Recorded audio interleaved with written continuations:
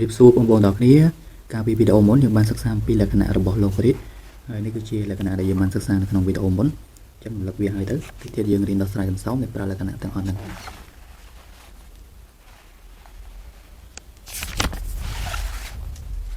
បាទអញ្ចឹងមើលឡើងវិញណាព្រោះមានអីត្រូវបញ្យល់បន្ថែមទេ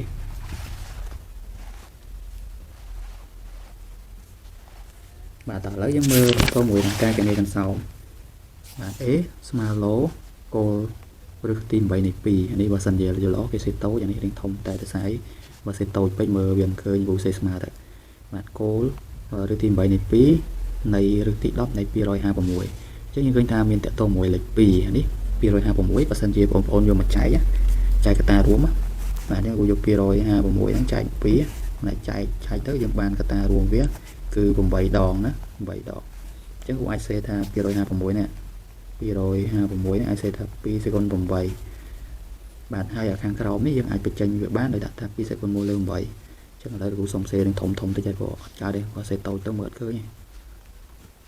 បាទអញ្ចឹងខាងក្រោមគ្រូដាក់ថា2សេគុណបាន1លើ8ហើយខាងលើយើងដាក់ថាបានយើងអាចដាក់ថាឬទី10នៃ256អាចសេថា2សេគុណ8អានេះយើងអាចរុញមកខាងមុខបានទេអត់អីទេបាទរុញមកខាងមុខមកអញ្ចឹងវាទៅជាម៉េចបាទវាមានលេខ1កន្លែងនេះហើយកន្លែងខាងក្រោមនេះមាន1លើ8បាទវានៅវាបែកណាហើយអានេះយើងបញ្ចេញវាបន្តិចមកឡូនេះគឺដាក់ទៅដែរហើយកូដបាទកូដ2នេះទុកទៅដែរហើយនេះ2ឬទី10នៃ2សេគុណ8ហ្នឹងអាចសេថា2សេគុណប៉ុន្មាន8លើ10ហ្នឹងលក្ខណៈ expose សុទ្ធសាធដែរហើយកាលណាយើងចង់បញ្ចេញឬយើងយកស្វ័យគុណវាចែកមួយហ្នឹងនីតិសាស្ត្ររបស់ឬនេះដូចគ្នាណាដើម្បីបញ្ចេញយកនីតិសាស្ត្រសន្ទុះយកស្វ័យគុណរបស់វាមួយចែកហ្នឹងឬរបស់វាគឺ8បាទនេះយើងអាចតម្លាក់វាមកខាងមុខមកបាទអញ្ចឹងតម្លាក់មកខាងមុខមកនេះយើងរុញឡើងទៅលើបានទៅនេះ8នៅវាបែកមួយទៀតអញ្ចឹងរុញឡើងទៅលើទៅ8ហើយអានេះយើងតម្លាក់មកខាងមុខមក8លើម៉ានលើ10ហើយឡូការីតកូ2នៃ2អញ្ចឹងបានរៀនការវីដេអូមុនហ្នឹងឡូការីតកូ2នៃ2ឡូការីតកូ a នៃ a ពួកសេកន្លែងនេះតិចណាឡូការីតកូ a នៃ a ស្មើម៉ានគឺស្មើ1ណាស្មើ1អញ្ចឹងកន្លែងនេះយើងលុបចោលទេមិនបាច់ទៅសេអីទេបាទពួកលេខ1ផលគុណជាមួយនឹងលេខ1វាអត់ទៅសេទេលេខ1អញ្ចឹងស្មើប៉ុន្មាន64លើ10ហើយបើសិនជាយើងសម្រួលយើងអាចសម្រួលនឹង2មែនទេខាងលើសល់ប៉ុន្មានសល់32ខាងក្រោមសល់5នេះគឺជាតម្លៃរបស់កំសោម a បាទអញ្ចឹងប្រើលក្ខណៈការមុនខ្ញុំដោះស្រាយបាទចូលលក្ខណៈទីម៉ានយើងចាំខ្លួនឯងណាព្រោះអត់ចាំទេលក្ខណៈទីម៉ានគឺដឹងតែម្យ៉ាងគឺដោះស្រាយគឺប្រើលក្ខណៈ logarit ប៉ុណ្្នឹងទេបាទកំសោម b 2 logarit កូ4នៃ256ដក logarit កូ2នៃ4អញ្ចឹងយើងឃើញថាមានគោលដែលតូចជាងគេគឺគោល2អញ្ចឹង4អាចឆ្នៃមកគោល2បានទេគឺបានមែនទេអញ្ចឹងគ្រូឆ្នៃចេញគោល2តិចមកហើយ256ក៏ចេញ2បានដែរមែនទេ4ដូចគ្នាដែរអញ្ចឹងយើងអាចចូលលក្ខណៈខាងលើដែរនោះអញ្ចឹងគ្រូសុំសេធំទៀតណាអញ្ចឹងលេខ2នេះដាក់ទៅដែរ logarit នេះដាក់ទៅដែរមកយើងអានកាត់តាឡូណា4នេះអាចសេថា2ការ៉េ256ខាងលើមានបាទគឺ2សេគុណប៉ុន្មាន2សេគុណ8កាលណាយើងឆ្នៃអាគោលនឹងនៃដូចគ្នាគឺវាស្មើនឹង1នេះចឹងបាទគូជួយចិត្តប្រើលក្ខណៈហ្នឹងលក្ខណៈនេះតែយើងមើលដែរមិនមែនតែប្រើលក្ខណៈហ្នឹងរហូតទេករណីនេះវាឆ្នៃគោលហើយនឹងអានេះវាដូចគ្នាបានអានេះ2អានេះមិនបាទ2ដាក់ទៅដែរមកនេះដាក់ថា2ការ៉េបាទអញ្ចឹងយើងប្រើលក្ខណៈទីប្រមាណនេះបាទឲ្យដឹងតម្លាក់វាមកខាងមុខមកបាទយ៉ាងនេះគូតម្លាក់មកណាគូដាក់ថា2នេះដាក់ទៅដែរតែ2ពាក្យបែកនេះយកមកដាក់ពាក្យបែករបស់2ខាងមុខនេះហើយ8នេះយកមកតម្លាក់មកខាងមុខមកអានេះអញ្ចឹងវាសល់ logarit គោល2នៃ2អញ្ចឹងអ្នកខ្លះគេប្រើវងកញ្ចក់សិនមកព្រោះអីវាជាផលគុណនោះអានេះផលគុណ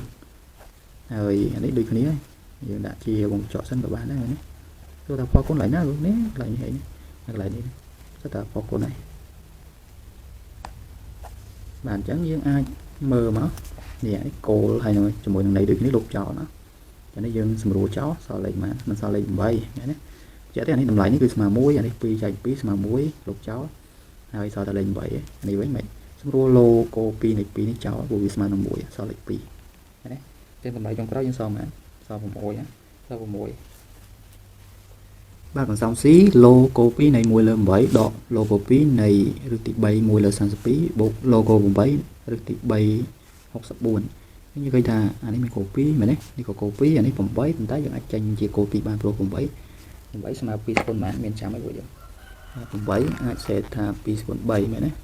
ហើយអាបូកនេះយើងអាច នេះឆ្នៃចេញ2បានអ្នក32នេះ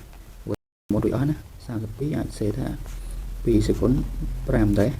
ហើយ64នេះក៏អាចចេញជា2បានគឺ2សេគុណ6បាទរំលឹកឡើងវិញអានេះ expo ទេគាត់ថាយើងដោះស្រាយកាមុនទៅយើងចាំអញ្ចឹងវាអាចឆ្នៃចេញជាកូដ2ហើយកន្លែងចេញជា2ដែរអញ្ចឹងវាចូលលក្ខណៈខាងលើត្រែទៅហើយបងដាក់ត្រែដែរច្រើនបាទឥឡូវយើងឆ្នៃចេញកូដ2ហើយនឹងកន្លែងនេះណាចេញ2ដែរអញ្ចឹងកន្លែង1លើ8នេះគួរអាចសេថាបាន1ដាក់ទៅដែរប៉ុន្តែ8នេះអាចសេថា2សេគុណ2សេគុណ3ចាំយើងរុញឡើងទៅលើទៅអីណាដកជាមួយអីគេ logarit កូដ2នៃនេះយើងឆ្នៃវាដែរមកចេះឆ្នៃនេះឬទី3នៅទៅដែរណាឬទី3នៅទៅដែរតែមើលបាក់មើលតិចណាតែស្អីកន្លែងនេះគឺឬទី3 32នេះcũngអាចសេថាម៉ែនមិញ2សេគុណ5នេះឬចឹងដាក់វាវិញតិចហើយនេះ8នេះ2សេគុណ3ហើយ64 2សេគុណម៉ាន2សេគុណ6ណា2សេគុណ6អញ្ចឹងយើងអាចធ្វើមកទៀតមានអីនេះយើងអាចរុញវាឡើងទៅលើសិនមកដើម្បីឲ្យចេញគោលជាមួយនឹងថ្ងៃវាដូចគ្នាមែនទេវាទៅជា2សេគុណដកប្រហែលដក3អានេះវិញដូចគ្នាណាប៉ុន្តែយើងរុញឡើងទៅលើទៅប្រហែលវា2សេគុណដក5ហើយយើងបញ្ចេញឬវាតិចមកសុំកាត់ឡើងនេះតិចណាកន្លែងនេះយើងរុញឡើងទៅលើនេះកន្លែងនេះរុញឡើងទៅលើទៅវាទៅជាឬទី3នៃប្រហែល2សេគុណដក5ហើយយើងបញ្ចេញវាតិចទៅវាទៅជា2សេគុណដក5លើ3អូខេសរសេរនេះដូចថតនេះដំបូងយើងរុញវាឡើងលើមកកន្លែងនេះ205នេះវាទៅជា205ហើយយើងបញ្ចេញរឿងមកយកស្វ័យគុណនេះចែកនឹងនេះទៅសល់នេះមកហើយអញ្ចឹងកន្លែងនេះសុំកាត់តិចណាអញ្ចឹងវាទៅជាអីគេ2សេគុណដក5លើ3អានេះដូចគ្នាណាវាទៅជា2សេគុណ3នេះដាក់ដែរសិនមកហើយនេះយើងបញ្ចេញវាមកវាទៅជា2សេគុណម៉ាន6ចែកនឹង3មែនទេ6ចែក3បាន2ដាច់ណាបាទតោះមកយើងធ្វើមកទៀតយើងតម្លាក់មកព្រោះនេះកលហើយនៃដូចគ្នាចុងក្រោយចេញលេខ1ទេអញ្ចឹងតគ្រូតម្លាក់នេះតម្លាក់ដក3មកខាងមុខមកដក3 logarit កូដ2នៃ2នេះយើងអាចដាក់វងកញ្ចក់សិនមកព្រោះជាផលគុណហើយនេះអានេះដូចគ្នាណាយើងតម្លាក់វាមកវាទៅជាអីគេដាក់វងកញ្ចក់បងព្រោះមានសញ្ញាដកនេះអញ្ចឹងបានថាគួរតែដាក់វងកញ្ចក់ទៅផ្លេចលោបាទយើងអាចបានមើលសញ្ញាដកនេះបាទនេះយើងតម្លាក់មកដែរមកតែបាទនេះតម្លាក់មកមិនបែង3នេះតម្លាក់មកពាក្យបែងអានេះតម្លាក់មកពាក្យយកមែនទេ1ចែក3ហើយ logarit កូម៉ានកូ2នៃ2ដាក់វងកញ្ចក់មួយមកបាទឥឡូវយើងមើលបងប្អូនគ្នាតើកន្លែងណាដែលយើងស៊ីសងបាននេះអានេះ logo 2នៃ2វាមិនស្មើ1កូ a នៃ a អញ្ចឹងសល់ដក3មែនទេសល់ដក3ដាក់កញ្ចក់សិនណាអីហើយនេះវិញមិន logo 2នៃ2ទៀតទេគឺសល់តែមេគុណវាដក5លើ3នេះវិញលុបនេះចោលមកនេះបើយើងគិតទៅមិនបាទតម្លាក់3មកខាងក្រោមមកវាទៅវា6ចែកនឹង6មែនទេឬក៏យើងចែកខាងលើទៅបាន6ចែក3បាននេះ6តម្លាក់លេខ3មកខាងក្រោម9ដែរបាន9ណា3គុណ3 9មែនទេឬក៏យើងចែកសិនក៏បាន6ចែក3បាន2ចឹងបានចុងក្រោយ2លើ3យ៉ាងនេះវាយើងសម្រួលទៅ2លើ3សម្រួលនឹង3បាទអញ្ចឹងសរស៊ីរបស់យើងស៊ីសងវាមកដក3ទៅដែរនេះហ្មងបូក5លើ3នេះយើងសម្រួលតិចមកនេះបាទសម្រួលទៅវា2លើ3មែនទេអញ្ចឹងដាក់ដក3ទុកនឹងសិនទៅអានេះយើងអាចស៊ីសងវាសិនមកនេះដាក់វាបាយរួម3មកអញ្ចឹង5បូក2មែន7តបមកមិនទៀតបើវាបាយមកនេះយក3គុណដក3មកដក9ហើយបូក7ទៅដែរលើមកលើវាបាយ3អញ្ចឹងស៊ីសងវាមក7ដក9វាមិនដក2អញ្ចឹងចុងក្រោយដក2លើ3អញ្ចឹងចម្លើយរបស់យើងគឺដក2លើ3តែមកទៅរៀងអក្សរខ្វក់តិចណាព្រោះចង់សេអក្សរធំតែដល់ពេលអក្សរចេះសេអក្សរធំវាចេញជាខ្វក់ហើយសំដេ logo ឬទី3នៃឬទី581ដក logo 3ឬទី3នៃ1លើ81ឥឡូវរៀងវេអាហ្នឹងក៏ដេក10ដែរមែនទេអញ្ចឹងឥឡូវកុំឲ្យវេឆ្ងាយតាំងវាតិចទៅនេះឧតានេះ A នេះ B នេះ C មកហើយតាំងអក្សរតូចក៏បានអក្សរធំក៏បានហើយយើងដោះស្រាយមួយហើយចាំយកមកស៊ីសងវាដកបូកទៅបាទឥឡូវឧតាដូចហើយអញ្ចឹងយើងអាចយកមកទៅសេជានេះផបូកផដកនេះអញ្ចឹង D របស់យើងស្មើអីគេនេះយើងតាំង A នេះយើងតាំង B នេះយើងតាំង C អញ្ចឹងវាទៅជាអីគេ A ដក B បូក C ទៅ C បូកអក្សរ E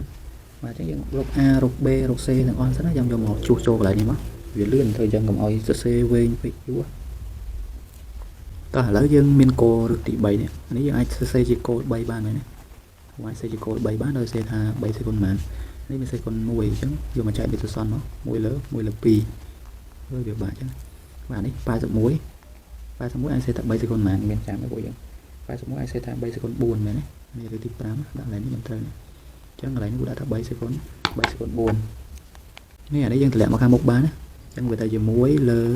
នេះអានេះ1លើ2ទៀតហើយ logarit នេះដាក់ដដែលមកកូដ3ដដែលនេះអាចសេថា3សេកុនម៉ានយកស្វ័យគុណវាចែកនឹងទស្សនរបស់ឬមកយក4លើ5ហើយបើឃើញបាទ4លើ5ហើយណាចឹងឥឡូវយើងធ្វើមិនទៀតតម្លាក់វាមកទៀតវាចេញគោល3នេះ3មែនទេចឹងតម្លាក់4លើ5មកខាងមុខមក4លើ5ហើយនេះ1លើ2គាត់ដូចលេខ2ទៅខាងលើបានដែរ1លើ2ចឹង logarit គោល3នេះ3ចេះចានេះយើងគ្រូរុញលេខ2ខាងមុខខាងលើមកហើយនេះរូបចោលបានណាហើយលេខ5តម្លាក់មកខាងក្រោមចឹងវាទៅជាម៉ាន4គុណនឹង2លើម៉ានលើ5ចឹងវាទៅជា8លើ5ហើយ1ណាA របស់យើងចឹងនឹងរក B មួយទៀតមករក C ទៀតមកយើងមកជប់ចាកន្លែងនេះគ្រូសុំកាត់តិចណា81មិញនិយាយគ្នាថាស្វ័យគុណម៉ានស្វ័យគុណ4មែនទេយើងរុញឡើងទៅលើវាទៅជាស្វ័យគុណដក4វិញហើយយើងយកមកចែក3មកតោះនេះកន្លែងនេះ81ស្មើ3សេកុន4រុញឡើងលើវា3សេកុនដក4ចែកនឹងវិធីសាស្ត្ររបស់រឿងនេះចឹងកន្លែងនេះទៅជា3សេកុនដក4លើ3កាត់កន្លែងហ្នឹងតិចណាដូចយើងមិនអីបបាយទេចឹងយើងតម្លាក់វាមកខាងមុខមកវាទៅជាដក4លើ3ហើយ logarit គោ3នេះ3អញ្ចឹង logarit គោ a នេះ a ស្មើនឹង1លុបចោលអញ្ចឹងកន្លែងដក4នេះដក4លើ3ទុកចេះមកនេះតម្លៃរបស់យើងណាកន្លែង B នៅ C ទៀតបាទអញ្ចឹងឥឡូវយើងមានរបៀបច្រើនណាតា expo របស់យើងអាចចេញលេខ3ទៅជា3សេកុន1លើ2ឬក៏វាចូលលេខ3ចូលទៅខាងក្នុងក៏បានដែរវាទៅជាគេ3ការ៉េគុណនឹង3ចេះណាគូធ្វើតាមហ្នឹងទៅដើម្បីចូលស្វ័យគុណអាចចាំយកមកចែកស្វ័យចែកនឹងមេទស្សនរបស់របស់យើងពីរចានេះយឺអីគេមួយម៉ាននេះសេវាគ្រាន់ឡើយហ្នឹងវាជាអៀតចឹងមិនថាហ្នឹងវាទៅជាមួយលើម៉ានឬការ៉េនៃ81 3សេកុន4មែនទេ3សេកុន4វាចេញមកមិន3ការ៉េមកវាចេញមួយឬចឹងវាទៅជាណានេះវាចូលមកវាឡើងគេ3សេកុន3មែនទេ3សេកុន3សេតឃើញចឹងអានេះ3សេកុន3អានេះមិញយើងបញ្ចេញវាមកវាទៅជា1លើម៉ាន1លើ9ទៅសំដៅថា3សេកុន2ហ្នឹង3សេកុន2នឹង9នេះនេះយើងចង់បញ្ចេញវាមកយើងយកស្វ័យគុណវាចែកនេះទស្សនរបស់ឬគឺ2អញ្ចឹង3សំដៅ4ចែក2បាន2អញ្ចឹងវាទៅជា3ការ៉េឡើយហើយខាងក្រោមចូលមកទៀតខាងក្រោមបញ្ចេញបានហើយនេះខាងក្រោមវាទៅជា3សេកុនម៉ាន3លើ2ខាងលើរុញឡើងលើទៅវាទៅជា3សេកុនដក2អានេះ3ការ៉េអញ្ចឹងឡើងលើមក3សេកុនដក2អញ្ចឹងរុញយកមកខាងមុខអស់មកចេញ logo 3នេះ3អញ្ចឹងនេះដាក់ម៉ាន3លើ2អានេះដក2ហើយ logarit គោល3នេះ3ចេះលុបចោលមែនទេនេះ2រុញឡើងលើមកអញ្ចឹងវាទៅជាដក2គុណ2លើ3អញ្ចឹងដក4លើ3ឥឡូវយើងឃើញអស់ទាំង A B C យកមកស៊ីសងកន្លែងនេះមក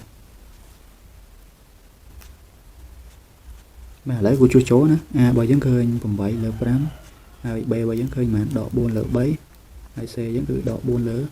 3ដែរណាអញ្ចឹងដាក់វងកញ្ចក់វាចេះមកសំណុកអញ្ចឹងឥឡូវយើងស៊ីសងមកនេះវាដកចេញបូកមែន8លើ5ទុកដដែលនេះបូក4លើ3នេះបូកប៉ះដកចេញដកវិញនេះដូចគ្នាស៊ីសងអស់លេងអញ្ចឹងសង8លើ5ណាខ្ញុំអាចរៀងវែងតែលក្ខណៈដដែលគាត់ថាវារៀងវែងនេះកាត់ឡើងខ្លះផងនៅវែងទៀតអញ្ចឹងសម្រាប់វីដេអូនេះយើងគួរមានប៉ុណ្ណឹងសិនទេចាំជួបនៅលើក្រោយយើងរៀនដោះស្រាយអង្សោមឬក៏ដោះស្រាយសមីការ